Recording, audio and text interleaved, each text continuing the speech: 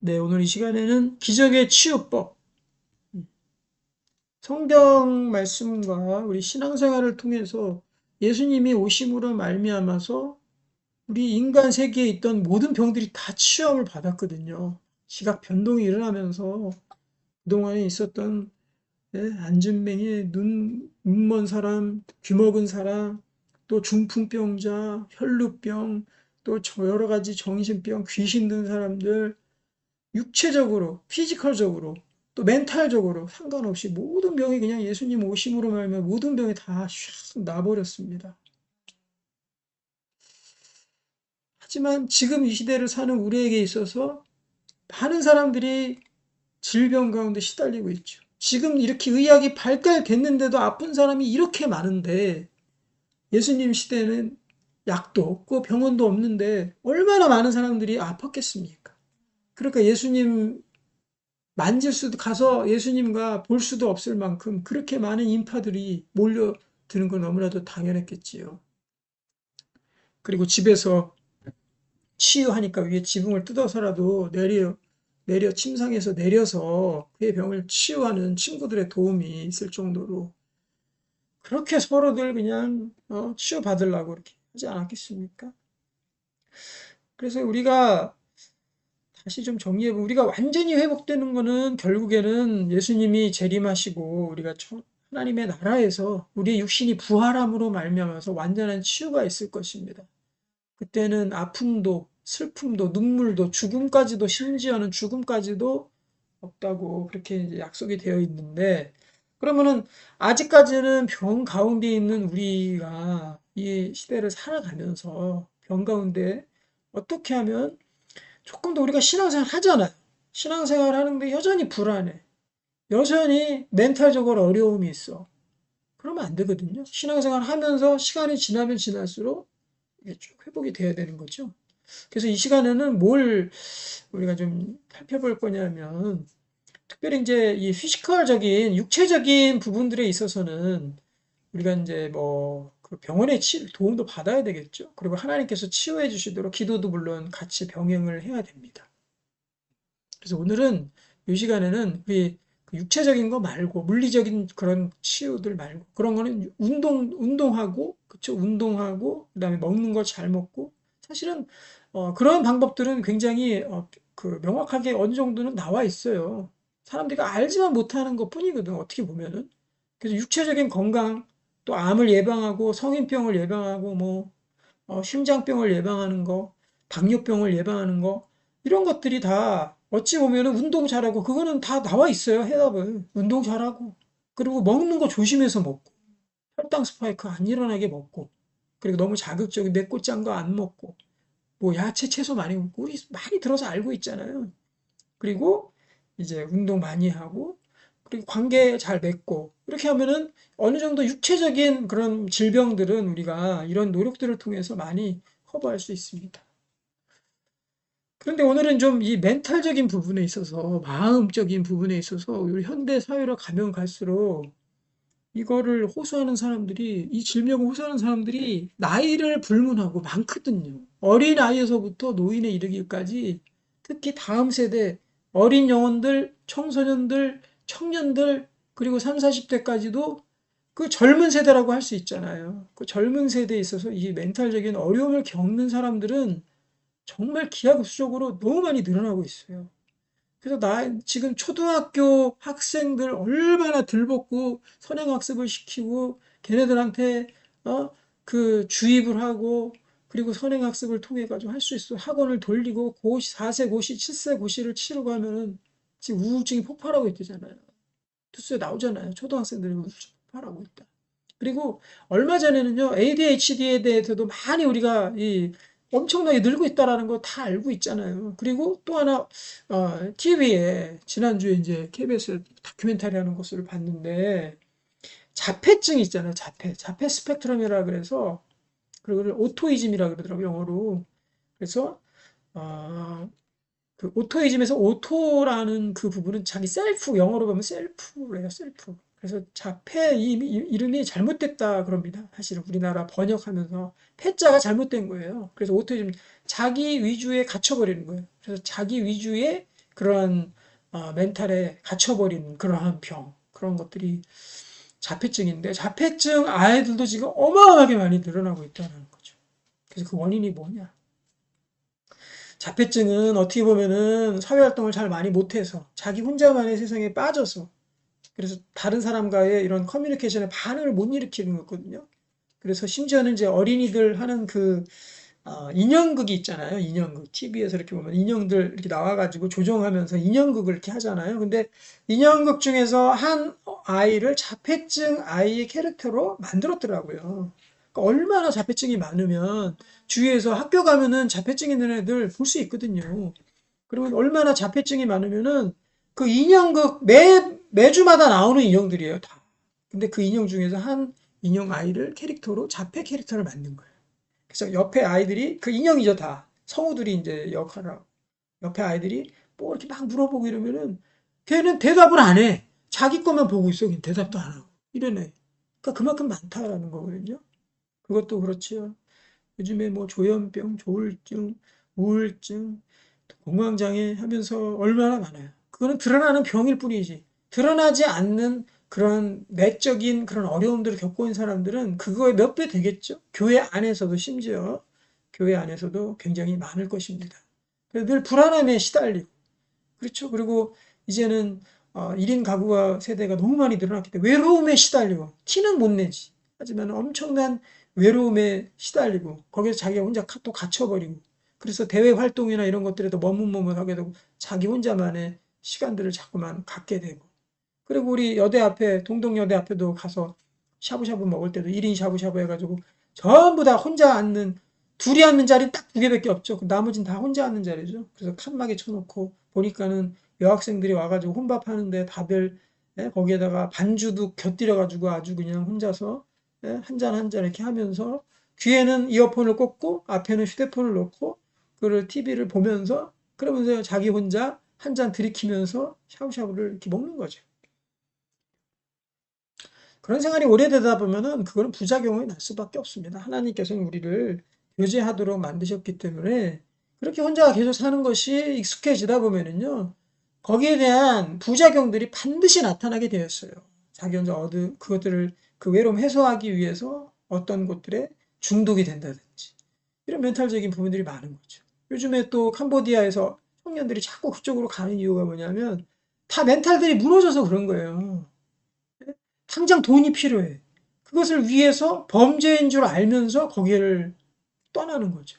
뻔히 사기인 줄 알면서 범죄 이상하다는 거 알면서도 일확천금 노리려고 가는 거죠.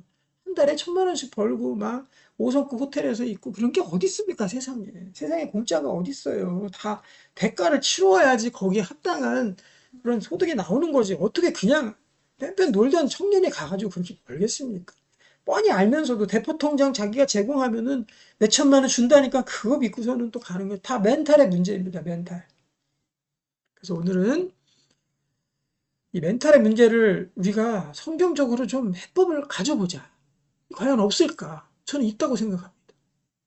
저는 이런 쪽으로 예전부터 관심이 많았거든요. 뭔가 한 가지의 일을 통해서 뭔가 여러 가지를 치유하고 여러 가지를 낫게 하고 여러 가지를 이렇게 맡을 수 있는 그런 요소들이 분명히 성경과 신앙생활 속에서 있지 않을까 항상 생각을 했거든요. 근데 제가 조금 거기에 대한 힌트를 요즘에 살짝 받은 것 같아서 아직 검증은 안 됐지만 앞으로 검증해 나갈 것입니다. 우리가 신앙생활 이렇게 오래 하고 또 성경에서는 너희 마음에 평화를 주리라 기쁨을 주리라 너희 마음이 쉼을 얻으리라 너희 마음이 자유함을 얻으리라 예수님 얼마나 사복음서에서 얼마나 많이 등장해요. 그렇죠? 그리고 너희는 근심하지 말라 염려하지 말라 걱정하지 말라 예수님도 그렇게 하셨고 사도 바울도 서신서에서 썼고 여러 사도들의 서신서에도 다 그 말이 빠지지 않고 적혀 있는 부분이 그거예요. 그렇다고 우리가 잘 생각해 볼 수 있는 거죠. 성경에서 말씀하는 이 신앙생활의 일정한 좋은 패턴들을 잘 유지해 나가면 그리고 그것들이 우리에게 루틴을 통해서 자꾸 요새 영어가 너무 많이 늘어나서 싫거든요. 루틴 우리나라 말로 뭐라고 번역을 해야겠습니까? 일상 계획, 반복적 계획을 통해 일상생활의 반복을 통해서 반복적인 행동들이나 반복적인 신앙생활을 통해서 그거 하나하나들이 치유될 수 있다고 저는 믿습니다. 예, 왜냐하면 성경에서 그토록 많이 말씀하기 때문에 우리의 멘탈의 치유, 이 심적인 회복과 치유를 그렇게도 많이 말씀하시기 때문에 저는 우리의 신앙생활이 그에 맞도록 우리의 신앙 패턴을 잘 유지해 나가고 매일매일 반복되는 또 주마다 반복되는 우리 단위가 그렇잖아요. 매일 이 단위를 우리가 계속 반복해서 우리가 살아가잖아요. 그 살아가는 동안에 그것들을 하나하나 반복해서 나간다면은 저는 분명히 치유가 되리라고 믿어요. 그리고 그냥 심적으로만 편해지는 거, 심적으로만 안정되는 거, 이거를 떠나서 성경에서는 너희가 아픈 사람, 병이 있느냐, 기름을 바르며 기도하라. 의인의 기도는 역사하는 힘이 큽니다. 분명히 치유에 대해서도 말씀하고 있다는 거죠. 병 낫기를 위해서 기도하라고 명령하고 있습니다. 그러면 우리가 아픈 사람이, 특별히 오늘은 심적인 부분 본다 그랬어요. 그러면 심적으로, 멘탈적으로 아픈 사람이 이 성경에서 말씀하는 여러 가지 이 치유법들을 통해서 우리가 조금씩 회복해 나가는 것은 어찌 보면 너무나 당연한 거일 수도 있다는 거죠.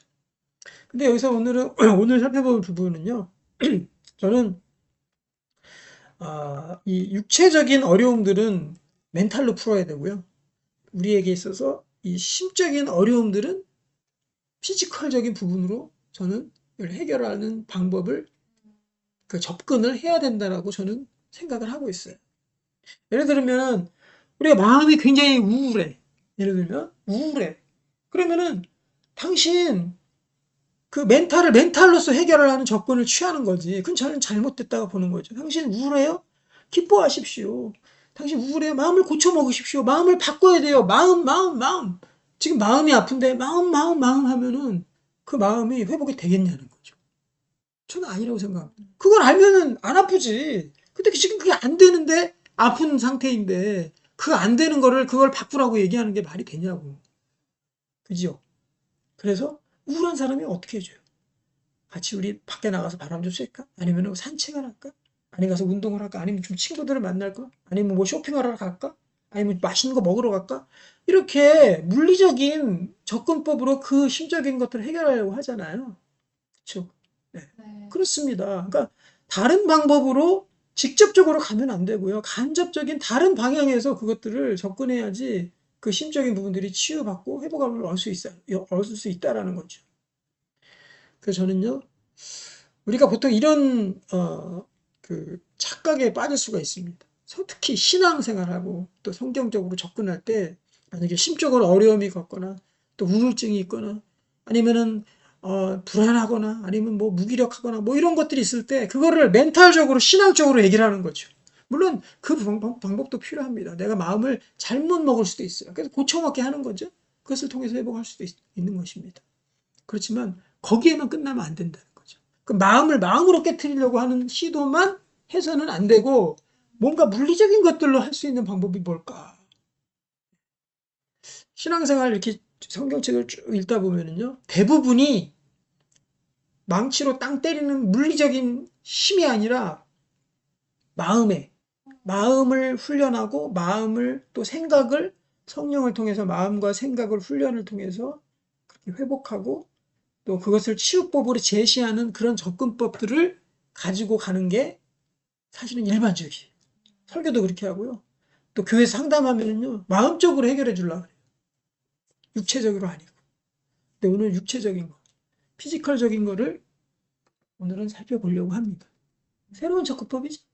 그러면은 우리가 성경에서 신앙생활에 필요한 여러 가지 우리가 해야 될 그러한 일들이 있습니다. 이런 일들을 하나하나 보게 되면요. 첫 번째, 성경을 읽는 거.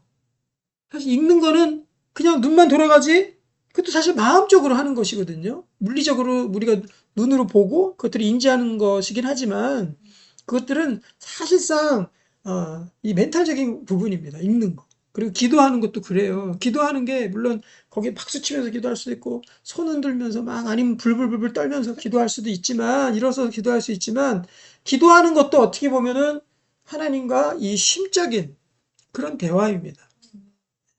그렇죠? 그리고 설교 듣는 것도 그렇고. 그렇지만 물리적인 거 부분이 하나 있다라는 거예요. 네, 그거로 접근해 보자. 물리적인 부분이 뭐냐? 이제 정답을 말씀을 드리면 물리적인 부분이 뭐냐? 그게 성경 쓰기라는 거예요. 쓰기. 필사. 실망입니까? 잔뜩 기대했다 실망했어요. 해보지도 않고 얘기하지 마세요. 성경 쓰기. 필사라는 거예요. 필사. 필사. 필사는 이게 멘탈적인 겁니까? 피지컬적인 것입니까? 특별히 이거는 물리적인 거예요. 왜냐하면 내 손을 움직여야 되잖아. 눈으로 봐야 되잖아. 그리고 생각할 필요가 없어요. 물론 그거 하면서 묵상은 되겠지. 하지만 묵상만 하는 건 아니잖아. 일단은 써야지 거기서 묵상이 되든지 그건 부차적인 2차적으로 오는 것이고. 일단 내가 써야 된다는 거. 써야 된다. 우리가요. 마음이 갑자기 여러분 이런 경험 해보셨습니까? 마음이 막 쉼을 얻고 마음이 평안함을 얻고 마음이 깨끗해지고 마음이 아주 상쾌해지고 스트레스 해소가 샥 되고 기도를 통해서 될 수도 있습니다. 성경 읽기를 통해서 될 수도 있어요. 근데 여러분 편지 봉투 붙이는 알바를 가서 한 3시간만 2시간만 일해 보십시오. 편지 봉투 붙이는 알바. 네? 아니면 인형 눈깔 끼는 알바. 한 2시간 동안만 해보십시오. 해보신 분들은 알 겁니다. 손을요 막 움직이면서 저는 한 2~3시간 동안 알바 예전에 했던 기억이 나거든요. 편집본도 붙이는 알바였어요. 한 장 한 장 붙이니까 거기 고수가 딱 그러더라고요. 그렇게까지 언제 다 붙여요? 그러면서 5~6개를 쭉 깔아놓고 한번 쭉쭉쭉 풀로 밀고 싹싹싹싹 접으면은 금방 샥 되거든요. 그걸 2시간, 3시간 했단 말이에요. 근데 신기한 경험을 했습니다. 그 전까지 막 알바하고 돈도 벌어야 되고 청년이지만 얼마나 복잡함 속에서 왔겠어요. 그거 하고 나니까요. 이거 무슨 뭐 성령의 충만을 받은 거지 그냥 머리가 그냥 깨끗해지더라고요. 머리가 그냥 깨끗해지고 마음에 그냥 싹 내려가고 이런 것들을 경험해 봤습니다. 그래서 그때 결론 낸 게 있죠. 단순 노동이 마음을 쉬게 하는 거예요. 네. 특히 손으로 하는 거. 손하고 뇌는 굉장히 밀접하게 가장 연결되어 있는 우리 신체 중에 하나가 뇌와 직접적으로 연결되어 있는 우리 손이에요. 손. 그래서 손에 가장 많은 신경이 있습니다. 그래서 손이 막 일하면은 오로지 그 일만 집중하잖아요. 그러니까 머리에서는 다른 잡생각, 일명 우리를 다운시키고, 우리를 눈멀게 만들고, 우리를 힘들게 만드는 그런 잡생각들을 못하고, 이게 뇌가 쉬게 되는 거죠. 그때 시간 동안에 쉬게 되는 거죠. 그래서 이런 단순한 피지컬 같은 것들이 어떻게 뇌를 쉬게 하나 신기한 거 아닙니까? 우리 주부들도 그렇고 남자들도 마찬가지죠. 요리하기 전에 뭐 다듬을 일이 있잖아요. 다듬는 거. 그래서 파를 한 단 갖다 놓고 파를 막 다듬는다든가. 요즘에 마늘 다 깐 거 나오지만 마늘을 다 깐다든가. 아니면 김장하기 전에 물을 갖다가 깍두기로 그냥 막 촥촥 썬다든가. 그걸 1시간 하고 나면은요. 그러면 머리가 맑아져요. 육체는 좀 힘들지 모르지만 머리가 맑아져요. 그래서 저는 확실히 알 수 있어요. 이게 손으로 하는 단순한 일을 오랫동안 못하는 사람들이 있어요. 그 사람들은 정신적 문제가 있습니다. 그 연약함이 있어요. 그게 상관관계가 있습니다. 손으로 오랜 시간 일할 수 있는 사람은 정신적으로 건강한 사람. 근데 이 멘탈적으로 심리적으로 불안한 사람들은요. 손으로 오래 하는 일들에 어려움을 겪습니다. 그래서 손으로 하고 나서 상쾌함을 얻고 손으로 하고 나서 상쾌함을 얻고 그래서 성경에서는 너희 손으로 일하라라고 그렇게 말씀하잖아요. 성경에서 명령하는 거예요. 손으로 일을 해라. 일하지 않는 자는 먹지도 말라. 같은 본문에 있어요. 일하지 않는 자 먹지도 말아라. 그리고 손으로 일을 해라. 그렇게 돼 있거든요. 하나님께서는 왜 그러냐면 왜 우리가 손으로 일했을 때 상쾌함을 얻게 되냐면요. 하나님의 창조 원리이기 때문에 그래요. 여러분 우리 예전으로 돌아가 봅시다. 에덴 동산으로 한번 돌아가 봅시다. 그럼 에덴 동산에서 보통 이제 우리가 뭐 하면서 아담과 하와가 범죄하기 전까지 뭐 하면서 살았을까요? 그냥 룰루랄라 거기서 누워가지고 열매나 따먹으면서 그렇게 룰루랄라 살았을까요? 네, 거기 보면은 성경에서 하나님께서 경작케 하시니라 이런 말씀이 타락 전에 나오거든요. 그러니까 하나님께서 에덴 동산에 사람에게 주신 명령이 뭐냐면은 작물들을 경작하라, 농사 지으라고 하나님께서 명령하신 거예요. 그럼 농사는 뭘로 짓습니까?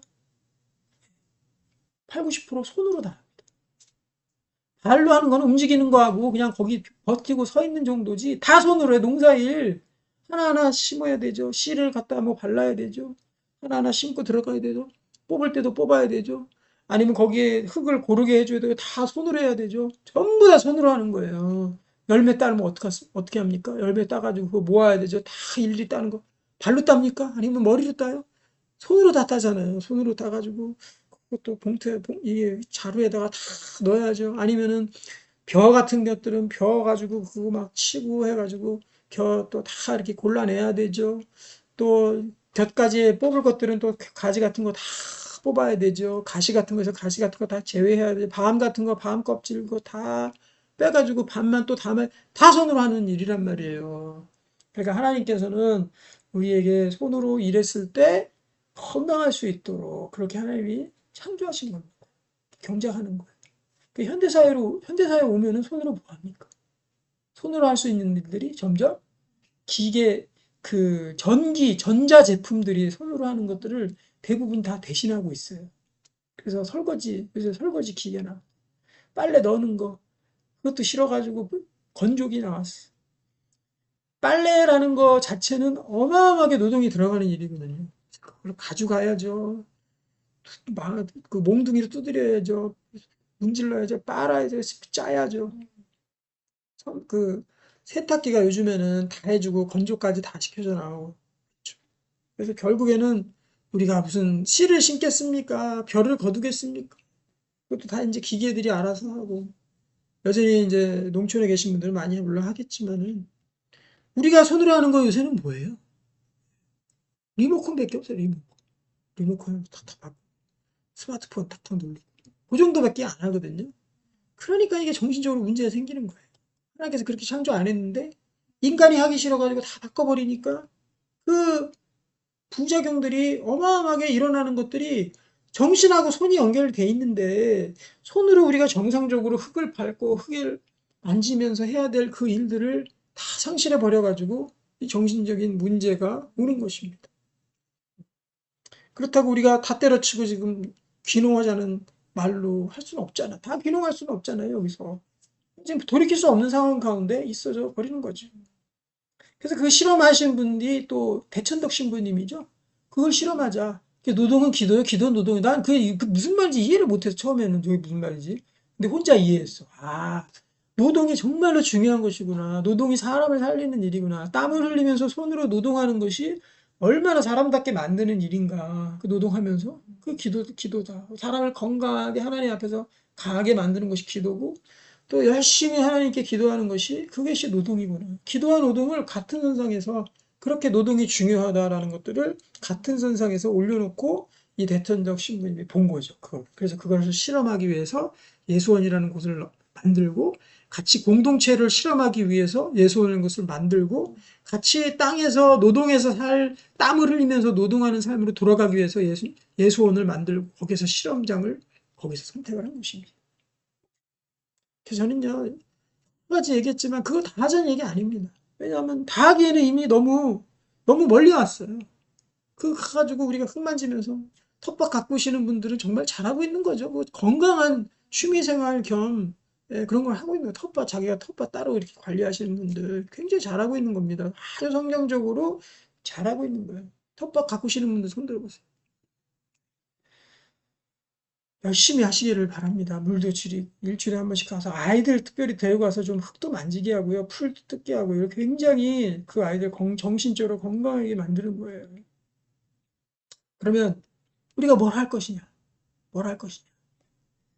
예. 그것이 그 대안이 뭐다? 우리가 신앙생활하는 데 있어서 그 대안이 뭐다? 필사라 필사. 성경 필사. 성경 필사. 왜냐하면 성경 필사의 특징이 뭐냐면은 이거는 굉장히 단순 노동이에요. 그냥 단순하게 손만 움직이면서 계속 일하는 거예요. 그 손을 움직임을 통해서 손으로 일하는 효과를 볼 수 있는 거예요.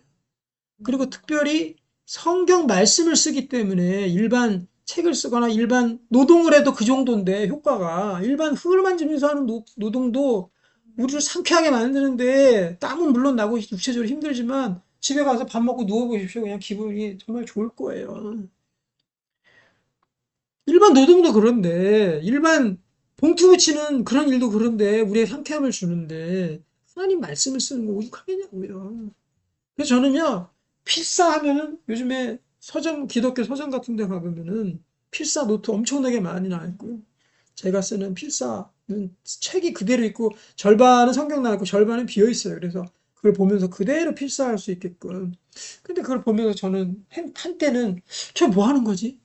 아니, 말씀을 읽고 그냥 생각하고 묵상하라 그랬지, 언제 쓰라 그랬지, 막 이러면서 이제 그 반발심을 그 자아냈던 이유가 뭐냐면 제가 신학교 갔을 때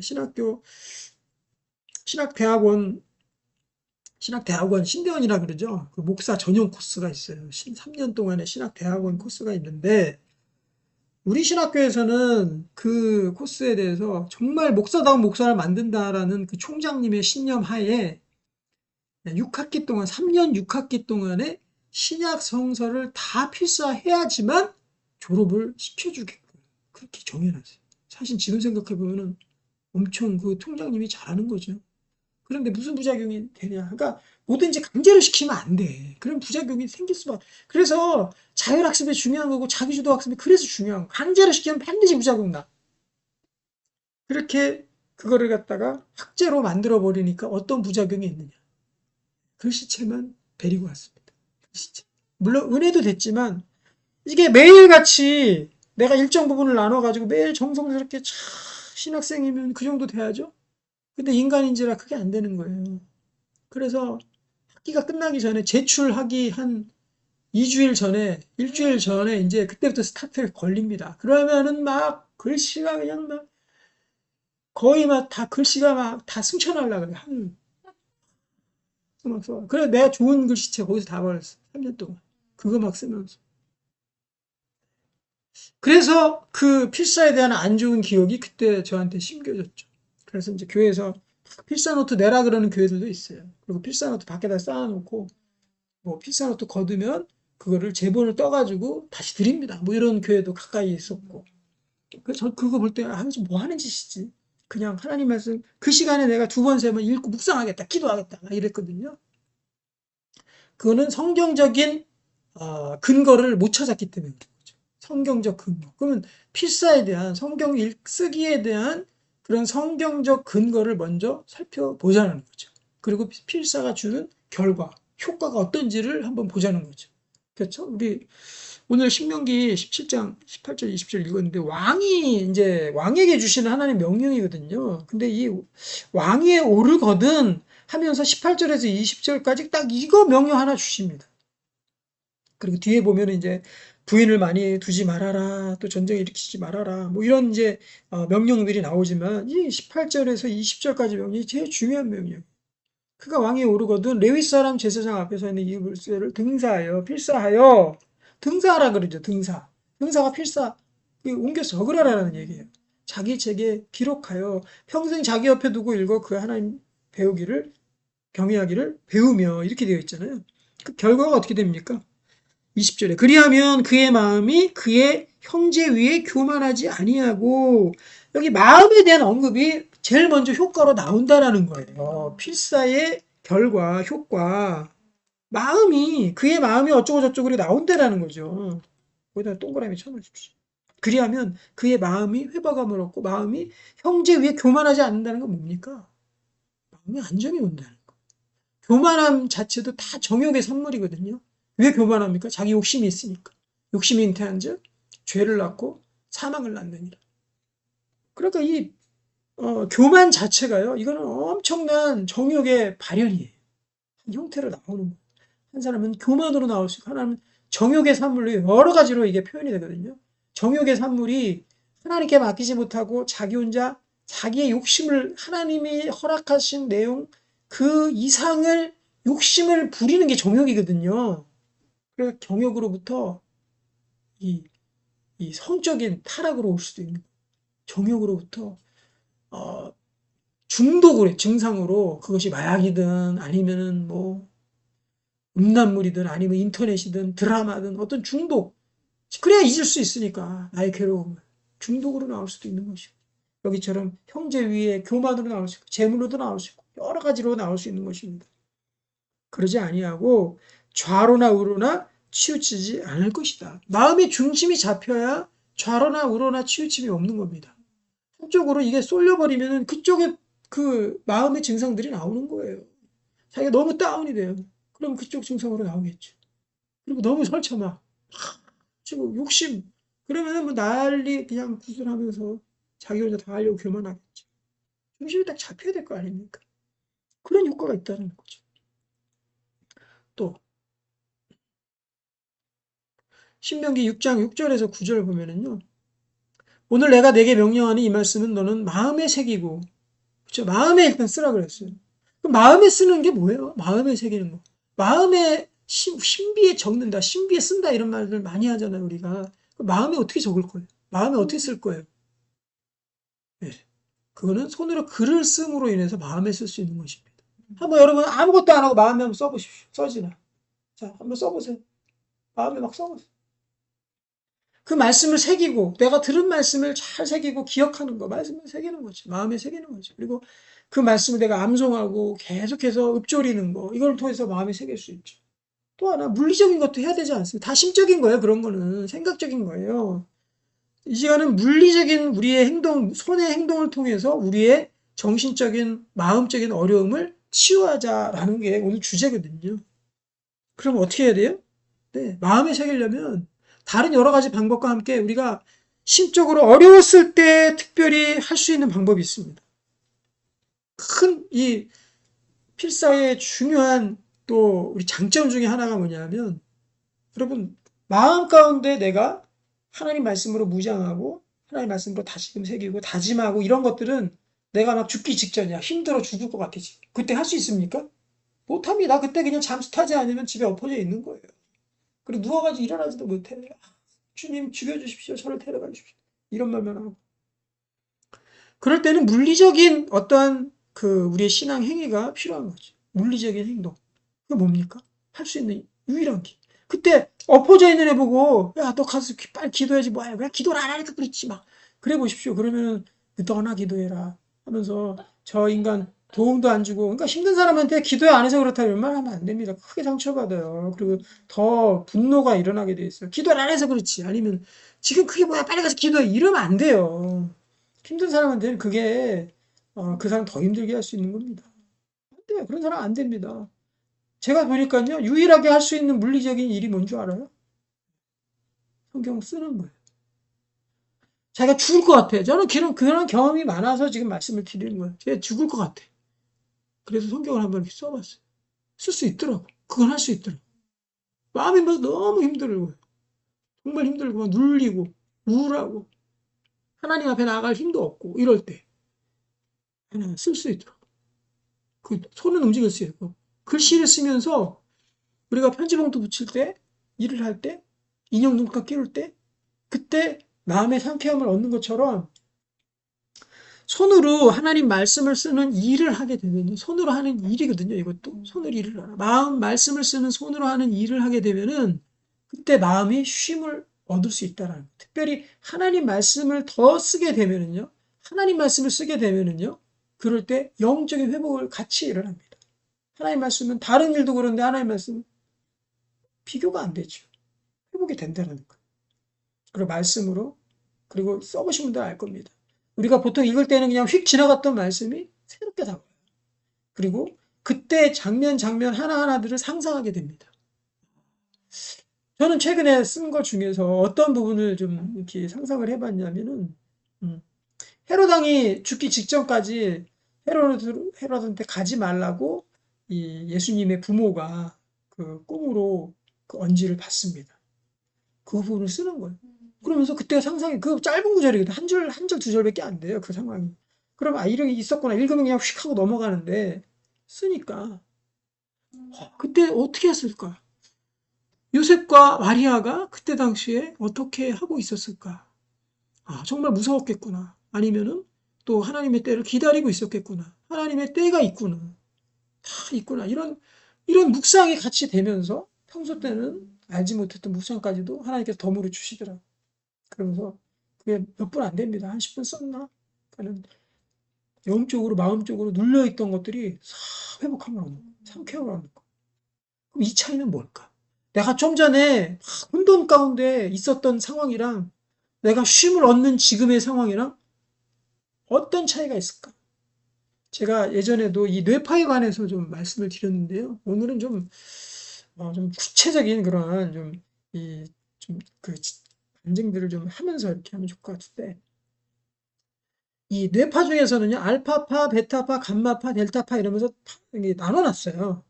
그래서 알파파는 뭐냐? 우리가 심적으로 안정됐을 때, 그리고 기분이 좋을 때, 그리고 안정된 상태가 알파파라고 그래요. 베타파는 뭐냐? 우리가 혼돈 가운데서 불안, 초조, 예? 그리고 공포, 아니면은 뭐 근심, 염려, 걱정 이런 것들을 베타파라고 칩시다. 그래서 예전에 우리 학생들 공부 잘하라고 알파파 때 공부가 잘 되거든요. 그럼 알파파들을 인위적으로 유도시켜주기 위해서 뭐 MC 스퀘어인지 뭔지 해가지고 막 눈에다 썼나? 귀에 저는 안 해봐서 모릅니다. 뭐 이거 뭐 뒤집어 쓰고서 윙 하고 소리 나고 그거 하고 이렇게 있더라고요. 그게 뭐냐면은 뇌파를 혼돈과 불안 속에 있는 뇌파를 안정 가운데 취해지도록 아마 도움을 주는 것 같아요. 지금 생각하면. 그 알파파로 바꿔주는 거예요. 그래서 우리가 신앙적으로 어려운 거 그거 쓰라는 얘기가 아니라 하나님 말씀을 쓰라는 거죠.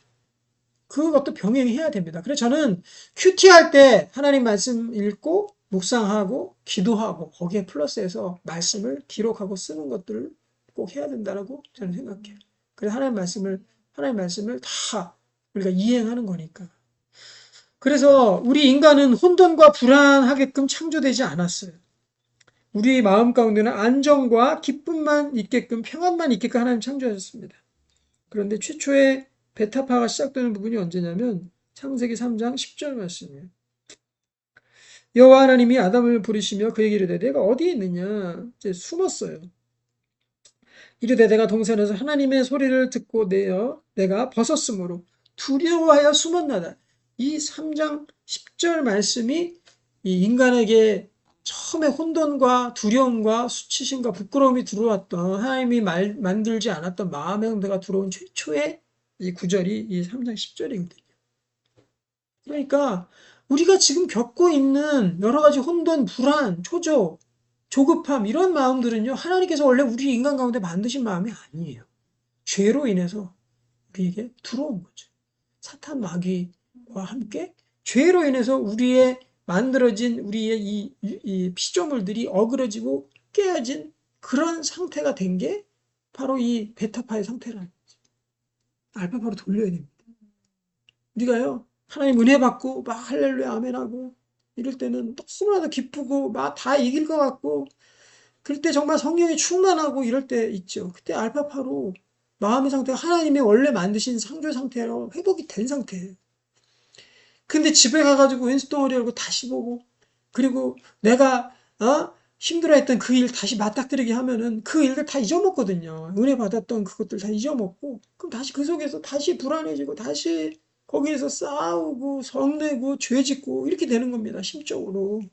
그렇기 때문에 정기적인 묵상의 시간, 정기적인 기도의 시간 다시금 이쪽으로 하나님 편으로 돌아오게 만드는 그런 정기적인 백업의 시간이 반드시 필요하기 때문에 우리가 예배를 정기적으로 드려야 되는 거예요. 그래서 하나님 말씀을 봐야 되고 기도의 시간은 우리가 쉬지 말고 기도하라는 게 정기적으로 다시 기도의 자리로 오라는 뜻이죠. 그게 쉬지도 말고 밥도 안 먹고 기도하는 소리가 아니라. 그래서 저는 이러한 믿음이 생겼습니다.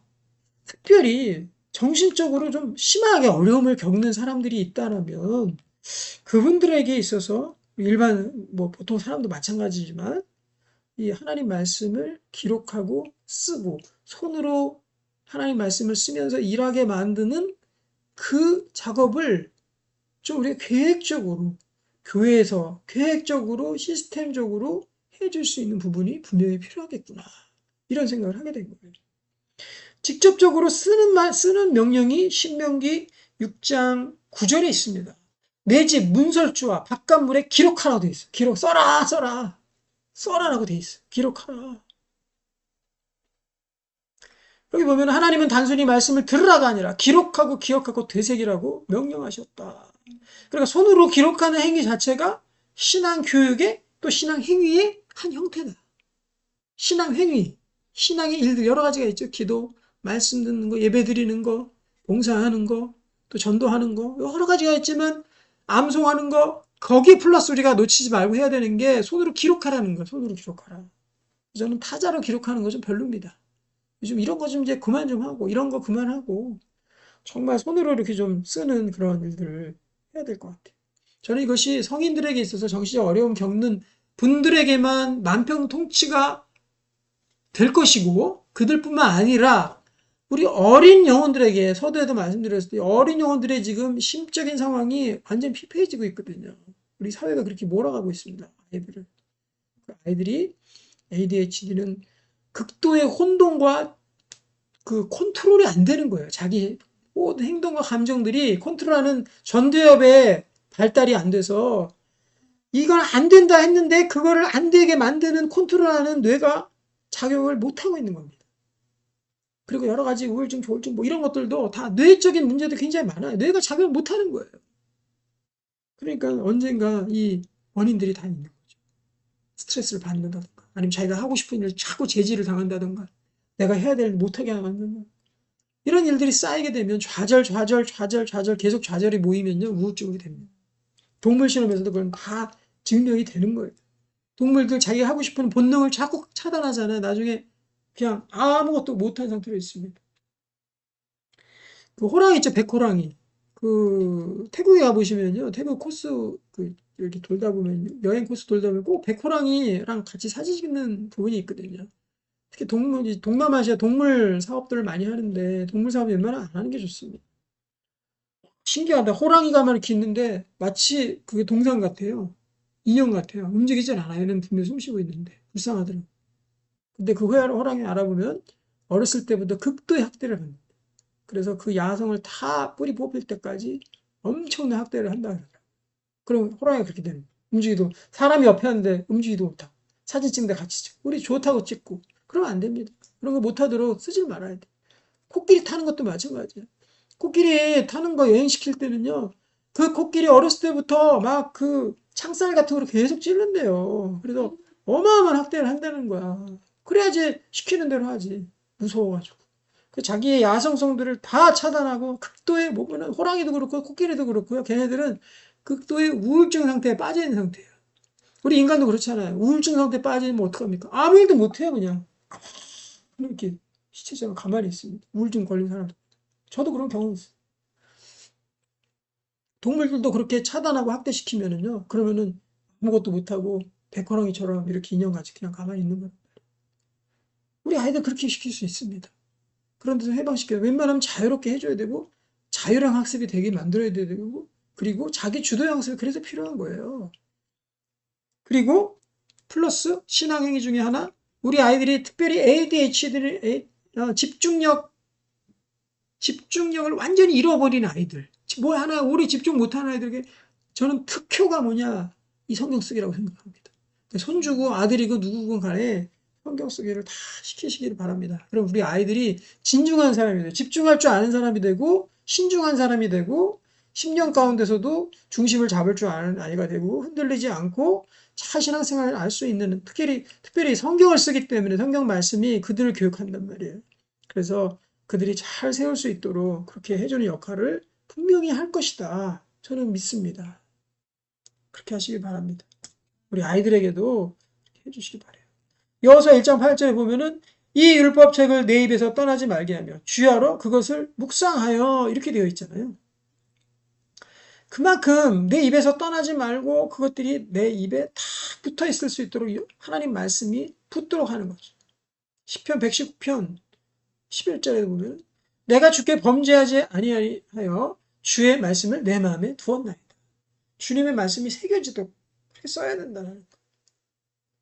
예레미야 30장 2절에 보면은 이스라엘 하나님 여호와께서 이같이 말씀하시니라.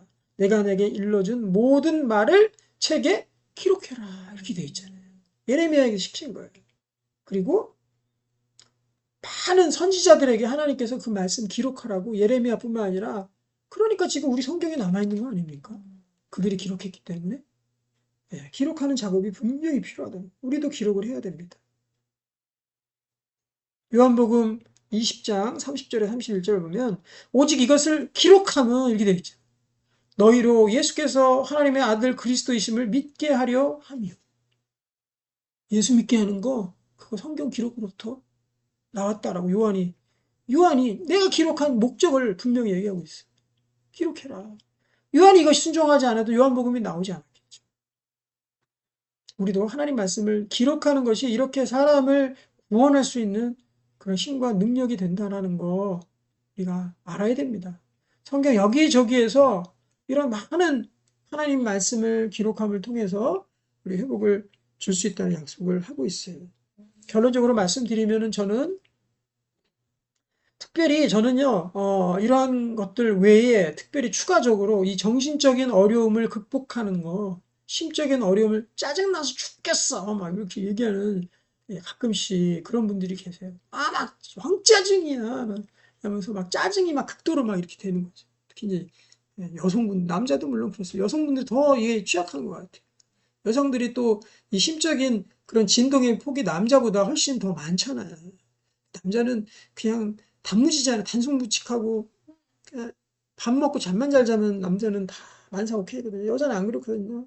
스펙트럼이 많아요. 여자는 복잡하게 하나님 여자들은 복잡하게 지으셨기 때문에 그래서 이런저런 안 맞으면은 아우 왕짜증이야 이러면서 짜증낼 경우가 굉장히 많습니다. 그럴 때 당황하지 말고 내 마음을 다스리기 위해서 다시 하나님의 이 알파파로 하나님 창조하신 타락 이전에 3장 창세기 3장 10절 이전으로 다시 내가 돌아가자 하기 위해서 해야 될 것이 하나님 말씀을 특별히 피지컬적인 부분들, 물리적인 부분들을 하기 위해서 쓰시기를 바랍니다. 저는 어떤 믿음이 생겼냐면요. 써보니까 이게 베타파로 극도의 혼란 속에 있다가 베타파에 있다가 써보니까 알파파로 돌아가는 거예요. 그럼 전 이걸 경험하게 된 거예요. 여러 번 몇 번 하다 보니까 이제 힌트가 생긴 거죠. 이거를 정기적으로 해야 되고 우리가 심적인 어려움이 있을 때 얼른 해법이 없으면은 계속 헤맵니다. 길 잃은 강아지 봤어요? 특히 비 오면 더 불쌍한데 저는 몇 번 봤어요. 길에서 길 잃은 강아지들 주인이 버린 거예요. 유기견들 얼굴이 살색이 돼가지고요. 혀는 여기까지 나와가지고 헥헥거리면서요. 당황하면서 여기 뛰어갔다 저기 뛰어갔다가 막 이럽니다. 불쌍해요. 저는 여러 번 봤어요. 그런 개들. 그래서 걔네들 꼬셔다가 키울까 이러다 키울 자신이 없어가지고 그냥 기도만 해주고 왔는데 기르는 강아지가 엄청나게 그런 당황스러운 모습을 저 안에도 있더라고요. 제가 혼란과 그리고 불안과 이런 속에 빠져버리게 되면은요. 그러면은 길 잃은 강아지처럼 어찌할 바를 몰라 해요. 그럴 때 하나님 말씀 들어오지도 않아요. 그때 성경 읽어지지가 않아. 그럼 그 멘탈적으로 접근하는 방법이기 때문에 기도도 안 돼. 그것도 멘탈적으로 접근하는 방식이기 때문에 안 된다는 거죠. 누가 와서 안수기도를 해주든지 누가 와서 기도 안마를 마사지를 해주든지 내가 할 수 있는 일이 뭐냐? 그런 상황에서도 할 수 있는 일이 뭐냐? 성경 필사 할 수 있어요. 그건 할 수 있더라고. 그러면 오래도 안 걸려요. 한 몇 분만 이렇게 하다 보면은 마음을 가라앉히고 기도하고 쓰기 시작하면은요. 그 말씀이 살아 움직여서 나를 다시 회복시키고 그런 불안의 그런 파장으로부터 우리를 안정된 파장으로 바꿔주는 이런 것도 우리가 무시하지 말아야 됩니다. 하나님께서 과학적으로 우리를 만드셨어요. 그래서 이러면 우리 몸속에 신경 전달 물질들이 다 뭐를 통해 전달이 됩니까? 전기를 통해서 전달이 되거든요. 그래서 팔이 저리면은 전기 올랐을 때 느낌 똑같거든요. 팔이 저릴 때 보면은 전기 예전에 요즘엔 잘 안 오르죠. 예전에 110V 이렇게 두 가지 이 핀이 두 가지 그냥 밖으로 막 튀어나와 거기 잘못 이렇게 다 미끄러져 들어가면은 저는 어렸을 때 이렇게 눕다가 물 묻은 손으로 이렇게 눕다가 미끄러져 그 안에 들어갔거든요. 그래서 머리까지 막 다 파마되는 줄 알았는데 그 한 초등학교 몇 학년 때 그래서 그 느낌이 알아요. 전기 오르면 얼마나 그게 찌릿찌릿 무섭더라고. 근데 그게 팔이 저릴 때도 비슷하고요. 그런 것들이 우리 다 전기로 이루어지기 때문에 그래요. 그래서 우리가 혼란스러운 상황에 빠져버리면요. 이 뇌 속에서 이 전기적 신호적인 그런 움직임들이 엄청나게 혼란스럽게 움직이기 시작합니다. 그것들이 안정화될 수 있도록, 전기 흐름도 안정화될 수 있도록 하는 방법도 이 방법이다. 그래서 저는 믿음이 생겼습니다. 시도하고 싶어요. 그리고 많은 그러한 샘플들 또 사례들도 좀 많이 만들어 보고 싶어요. 기도하면서. 심적으로 어려우신 분들, 특별히 우리 교회에서는 누구든지 다 어린아이들까지 이 접근을 좀 했으면 좋겠어요. 신앙 행위, 이런 성경 쓰기를 다 시켜서 어린아이부터 노년에 이르기까지 성경 쓰기를 잘해서 우리 마음을 다스리고, 그리고 하나님 마음으로 회복되고, 그리고 불안한 마음에서 안정된 하나님의 평화의 마음으로 좀 이 시간들을 좀 많이 확장을 해야 되겠죠? 불안이 확장돼 있으면 안 되겠죠. 안정과 평안함이 확장이 돼. 불안함 없이는 이 시대에 살 수가 없습니다. 어떻게든 당하게 돼 있어요. 누구든지. 아주 최소화해야 되죠. 그러기 위해서 그것도 이기는 방법으로 우리가 필사, 성경 쓰기를 좀 구체하면서 했으면 좋겠다. 그래서 정신적으로 어려움 겪는 분들이 자기 힘들 때 있잖아요. 만약에 내가 우울증이라는 병이 있어. 그러면은 살아가면서 힘든 때가 있잖아요. 너무 힘들어. 죽겠어. 막 이럴 때 있잖아요. 그리고 뭐, 불안증이 있다. 그러면 불안함 때문에 막 편집증이 있다. 그럼 막 내가 막 거기에 빠져 나오지 못하는 거예요. 여러 가지 증상들이 있지만 거기에서 우리가 건진받을 수 있는, 할 수 있는, 그러니까 육체적인 일들, 손으로 하는 일들, 성경 쓰기를 가자. 그러면 우리가 회복될 수 있다. 그래서 그것이 반복이 되고 하면은 불안한 시간이 줄어들겠죠. 그러면서 우리가 어떤 병으로서 갖고 있을 경우에라도, 아니면 습관적으로 그렇게 될 수 있거든요. 근데 습관이 넘어서 그게 자기의 몸이 완전히 익어버리면 그때 병이 되는 거예요. 그러니까 그를 빨리빨리 차단하자. 그럼 저는 점점 더 회복할 수 있다고 생각합니다. 그런 믿음이 강하게 들어요. 하나님께서 이런 힌트를 잘 주신 것 같고, 그리고 성경 쓰기에 대한 그동안은 성경적 근거들을 제가 정리가 안 됐었어요. 정리됨으로 말미암아서 우리가 성경 쓰기에 대해서 또 참 눈을 뜨고, 누구든지 다 노트를 만들어, 저는 그렇게 했으면 좋겠습니다. 큐티를 아침에 뭐 한다 그러면 큐티하고 기도하고, 그리고 큐티한 본문을 내가 성경을 쓰는 것들, 이렇게 한다면 참 좋은 묵상과 우리의 접근법이 될 수 있을 것 같아요. 이것을 통해서, 성경 쓰기를 통해서 다 회복하는 주의 종들이 되기를 소망합니다. 기도하겠습니다. 하나님 아버지, 감사드립니다.